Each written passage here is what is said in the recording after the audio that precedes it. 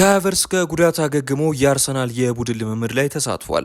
ከሀቨርትዝ በጉልበት ጉዳት ምክንያት ለ4 ወራት ከሜዳ ውጪ ቢሆንም ጀርመናዊ አጥቂ ወደ አርሰናል የቡድን ልምምድ ተመልሷል። ከሀቨርትዝ ለረዥም ጊዜ ከቆየበት የጉልበት ችግር በመመለሱ ረገድ ከፍተኛ እድገት ያሳየ ይመስላል። ተጫዋቹ ባለፉት 4 ወራት በጉልበት ጉዳት ምክንያት ከሜዳ ውጪ ሆኖ ቆይቷል። ነገር ግን ክለቡ ከክሪስታል ፓላስ ጋር በሚያደርገው የካራባኦ ካፕ ሩብ ፍጻሜ ጨዋታ በፊት ልምምድ ላይ ታይቷል። ሀቨርትዝ በውድድር ዓመቱ የመጀመሪያ ቀን ከማንቸስተር ዩናይትድ ጋር ባደረገው ጨዋታ ላይ ተቀይሮ ከወጣ በኋላ የጉልበት ችግር አጋጥሞት ነበረ። ይህም ቀላል ጉልበት ጉዳት አስፈልጎት ነበረ።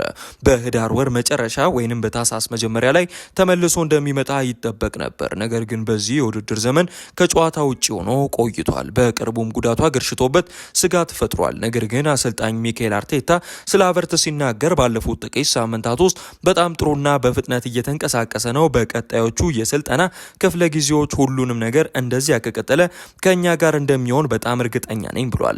ትላንትና ምሽት ሀቨርትዝ በስልጠና ላይ ታይቷል። መድፈኞቹ የ26 ዓመቱን ተጫዋች በጂም ውስጥ ሲሰራ የሚያሳዩ 3 ምስሎችም አጋርተዋል። በደረጃም ከሚል መልእክት ጋር አሌክሳንደር ኢሳክ የተሳካ የቀዶ ጥገና ሕክምና ተደረገለት።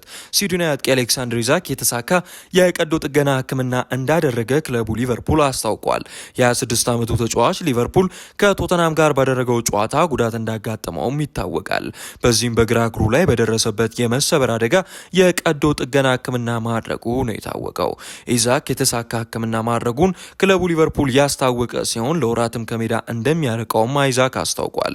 የ26 ዓመቱ ተጫዋች የእንግሊዝን የተጫዋቾች የዝውውር ክብረ ወሰን በመስበር በክረምቱ የዝውውር መስኮት ነበረ በ126 ሚሊዮን ፓውንድ ኒውካስትል ዩናይትድን ለቆ ሊቨርፑልን መቀላቀሉ የሚታወሰው። ኦሎምፒክ ሊዮን ብራዚላዊውን ኤንድሪክን በውሰት ለማስፈረም ከሪያል ማድሪድ ጋር ከስምምነት ደርሷል። የሪያል ማድሪድ አጥቂ ኤንድሪክ ከሊዮን ጋር የውሰት ውል አጠናቋል። እስከ 2026 መጨረሻ ድረስ በፈረንሳይ ክለብ ይጫወታል ሲል ፋብሪዚዮ ሮማኖ ዘግቧል። ሊዮን ከሪያል ማድሪድ ጋር የኤንድሪክን ደሞዝ 50%ም ይከፍላል። እናም የፈረንሳዩ ቡድን የውሰት ውሉ ሲያልቅ አጥቂውን በቋሚነት የመግዛት አማራጭም አይኖረውም ሲል በዚሁ ሪፖርት አመላክቷል። ኤንድሪክ በሁለተኛው የውድድር ዓመት ከሎስ ብላንኮሶቹ ጋር ባሳለፍነው ጨዋታ አስቸጋሪ ጊዜ አሳልፏል።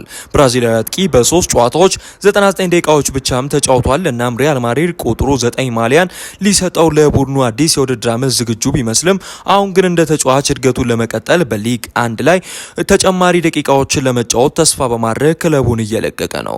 የፈረንሳይ ሊግ ጨዋታ ለኤንድሪክ ወጥና ተወዳዳሪ ደቂቃዎችን ለመጫወትም ተስማሚ ይመስላል።